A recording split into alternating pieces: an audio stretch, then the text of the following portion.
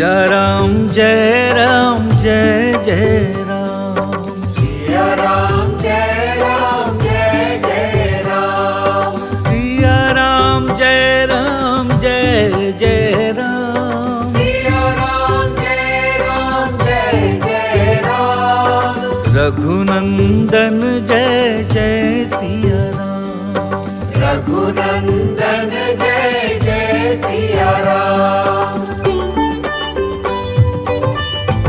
जय जय श्री सीताराम। प्रिय भक्तजनों, रविंद्र जैन ग्रुप द्वारा प्रस्तुत की जा रही सुनो श्री राम कहानी में हम आप सभी ईश्वर भक्तों को भगवान श्री राम के जन्म से लेकर उनके महाप्रस्थान तक की कथाओं को एपिसोडिक रूप में सुनाने का प्रयास कर रहे हैं।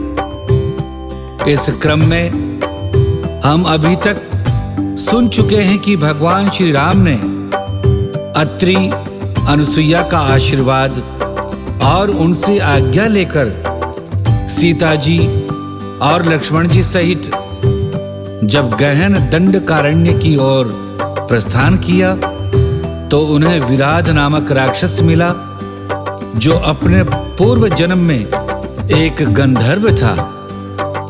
इस जन्म में भगवान श्री राम के हाथों से परम गति को प्राप्त कर मोक्ष को प्राप्त हुआ। अब चलिए सुनते हैं भगवान श्री राम की अनंत लीलाओं, अनंत कथाओं में से उनकी अगली कुछ लीलाओं के प्रसंग हमारे इस एपिसोड में। विराध का उद्धार करके भगवान श्री राम सीता जी और लक्ष्मण जी सहित आगे की ओर बढ़े तो निकट आया शरभंग मुनि का आश्रम। रविंद्र रामायण का यह दोहा यहाँ के लिए बड़ा ही उपयुक्त है। आप भी सुनिए। करे प्रतीक्षा राम की कब से मुनि शरभंग, दीप स्वयं पहुँचा वहाँ व्याकुल जहाँ पतंग, साचा प्रेम करंग। शरभंग मुनि के आश्रम के समीप पहुंचते ही राम जी ने एक अद्भुत दृश्य देखा। राम जी ने देखा कि आकाश में एक श्रेष्ठ रथ पर देवताओं के स्वामी इंद्रदेव बैठे हुए हैं। उस रथ में हरे रंग के घोड़े जुटे हुए हैं। उस रथ के दोनों ओर हाथों में खड्ग लिए दिव्याभूषणधारी 100 दिव्य युवक खड़े हैं, जिनके वक्षस्थल विशाल और भुजाएं परिक के समान मजबूत और बड़ी बड़ी हैं। वे सब के सब लाल वस्त्र धारण किए हुए हैं और सिंह के समान बलशाली हैं और अजय हैं। ये सभी युवक 25 वर्ष की अवस्था वाले हैं। कहा जाता है कि देवताओं की आयु सदा ऐसी ही बनी रहती है। शचीपति देवराज इंद्र शरभंग मुनि से वार्तालाप कर रहे थे, परंतु जब उन्हें राम जी के आगमन का आभास हुआ तो उन्होंने शरभंग मुनि से विदा लेकर अपने लोक को प्रस्थान कर दिया। अपने समस्त पार्षदों और अनुचरों के साथ देवराज इंद्र के चले जाने पर श्री रामचंद्र जी अपनी प्यारी पत्नी सीता जी और प्रिय भाई लक्ष्मण जी के साथ शरभंग मुनि के आश्रम पर आ गए। अपने आश्रम पर भगवान श्री राम को आदि शक्ति सीता जी और शेषावतार लक्ष्मण जी के साथ आया हुआ देखकर शरभंग मुनि भाव विभोर हो गए और वे प्रभु की प्रशंसा करते हुए उनकी वंदना करने लगे। शरभंग मुनि के इस भाव को रविंद्र जैन जी ने रविंद्र रामायण में बड़ी ही सरलता से लिखा है, जिसे आप भी सुनिए। बोले शरभंग कर राम को प्रणाम, प्रभु तुम शिव जी के प्रिय मानस हंसा हो। मंगल कारण हो, वचन परायण हो, भक्ति प्रतिपालन असुर कुल ध्वंसा हो। मुख पर गगन का सारा मंडल है, नाम में है चंद्र रवि वंश अवतंसा हो। बड़ा मेरा भाग्य जो ले आया तुम्हें मेरे पास, भाग्य की प्रशंसा हो कि तुम्हारी प्रशंसा हो। मुनि शरभंग का आतिथ्य सत्कार स्वीकार करते हुए राम जी ने उनसे पूछा, हे मुनिवर, ये देवराजेंद्र आपके आश्रम पर किस प्रयोजन से पधारे थे? राम जी के प्रश्न पर शरभंग मुनि ने उन्हें उत्तर देते हुए कहा, श्री राम, ये वर देने वाले इंद्रदेव मुझे ब्रह्मलोक में ले जाने के लिए आए थे। अपने तप और आपकी कृपा से मैंने उस लोक पर विजय पाई है जहां तक पहुंचना सामान्य मनुष्य के लिए बहुत ही दुर्लभ है। परंतु हे पुरुषोत्तम, जब मुझे यह ज्ञात हुआ कि आप इस आश्रम के निकट आ गए हैं, तब मैंने निश्चय किया कि आप जैसे पूज्य अतिथि का दर्शन किए बिना मैं ब्रह्मलोक को नहीं जाऊंगा।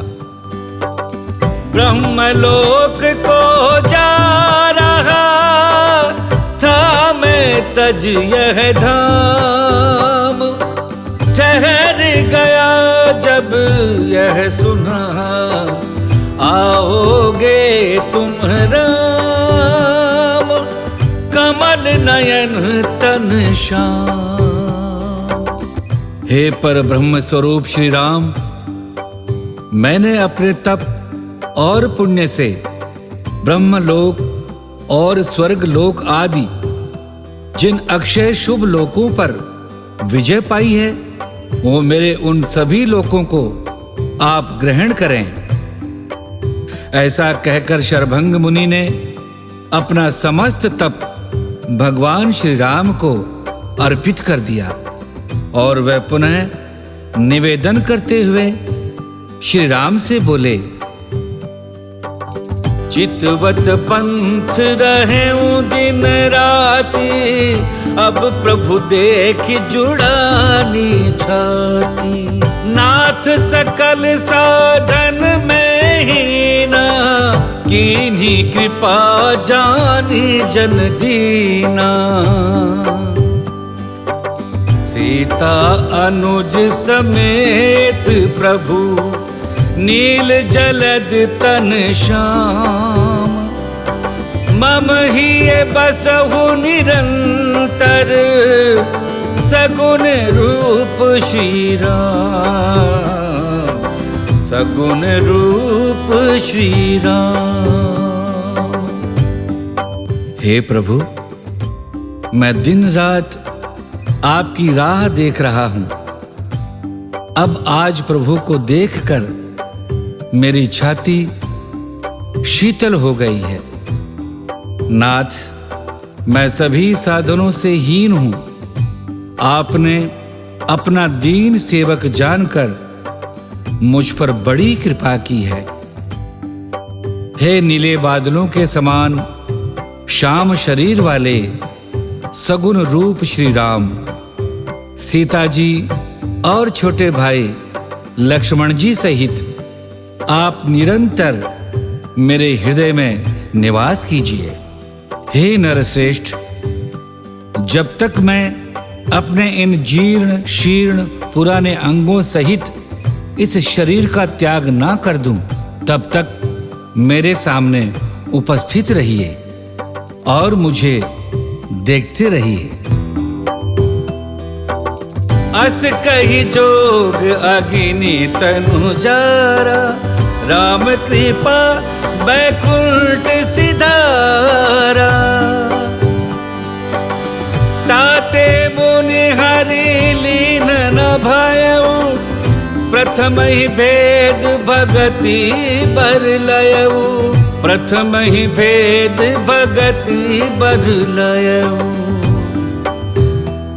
ऐसा कहकर महातेजस्वी शरभंग मुनि ने विधिवत अग्नि की स्थापना करके मंत्रोच्चारण पूर्वक घी की आहुति देकर अग्नि को प्रज्वलित किया और स्वयं उस अग्नि में प्रवेश कर गए। उस तीव्र अग्नि ने महात्मा शरभंग के केश, त्वचा, हड्डी, मांस और रक्त सहित पूरे शरीर को जलाकर भस्म कर दिया।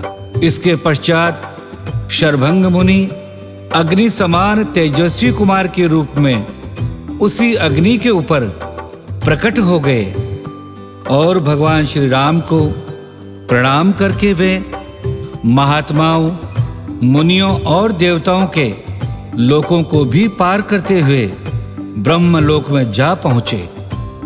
मुनि शरभंग भगवान श्री राम के सामने शरीर त्याग कर मुक्त हुए, फिर भी वे भगवान में लीन इसलिए नहीं हुए क्योंकि उन्होंने पहले से ही भेद भक्ति का वरदान ले लिया था।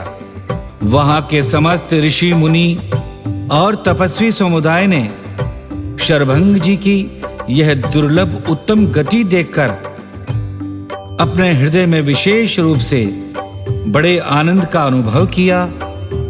सारे मुनि वृंद ने श्री राम जी की स्तुति करके श्री राम की जय जयकार की। पुनि रघुनाथ चले बन आगे, मुनि बर वृंद विपुल संग लागे। अस्थि समूह देखी रघुराया, पूछी मुनि ने लागी अति दया। जानत हूँ पूछिए कसे स्वामी, सब दर्शी तुम अंतर्यामी। निशिचर निकर सकल मुनि खाए, सुनि रघुबीर नयन जल छाए। फिर भगवान श्री राम जी, सीता जी और लक्ष्मण जी के साथ वन में आगे बढ़े। श्रेष्ठ मुनियों के बहुत सारे समूह उनके साथ साथ चलने लगे। चलते चलते वन में हड्डियों का ढेर देखकर रघुनाथ श्री राम जी को बड़ी ही दया आ गई और उन्होंने साथ चल रहे मुनियों से पूछा कि ये अस्थियां किसकी है। राम जी के ऐसा पूछने पर उन मुनियों ने कहा, हे स्वामी, आप सर्वदर्शी हैं, सब कुछ जानते हैं। आप अंतर्यामी हैं, सबके मन की भी जानते हैं। जानते हुए भी अनजान की भांति हमसे क्या पूछ रहे हैं प्रभु। प्रिय श्री राम कथा रसिको, भगवान श्री राम की पावन कथा का यह एक विशेष प्रसंग है। इस प्रसंग को सरस्वती पुत्र रविंद्र जैन जी ने बड़ी सरलता से रविंद्र रामायण में लिखा है। आप भी सुनिए।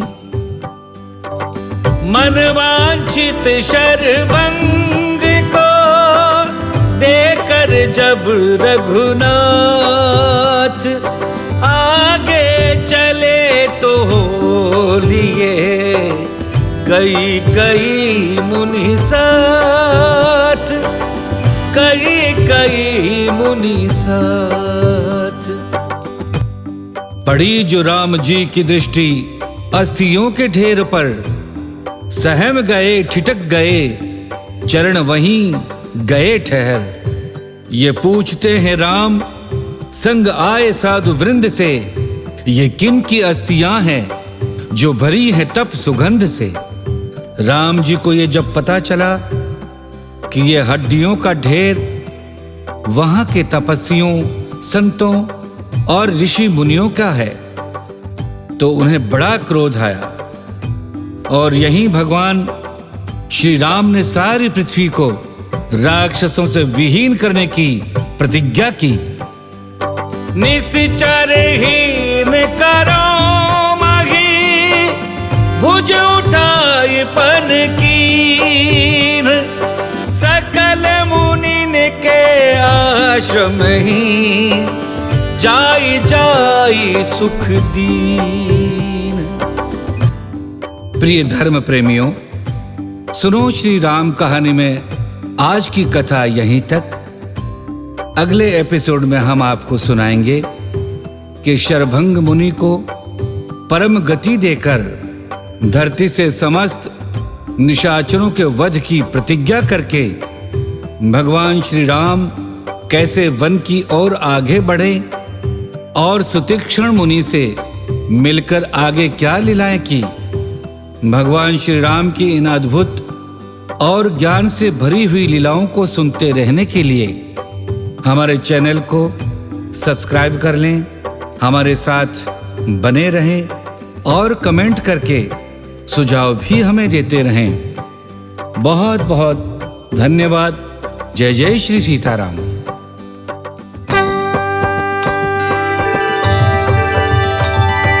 सिया राम जय राम जय जय राम। सिया राम जय राम जय जय राम। सिया राम जय राम जय जय राम। सिया राम जय राम जय जय राम। रघुनंदन जय जय सिया राम। रघुनंदन जय जय सिया राम। रघुपति राघव राजा राम। रघुपति राघव राजा राम। पतित पावन सीताराम। पतित पावन सीताराम। सिया राम जय जय राम। सिया राम जय जय राम। सिया राम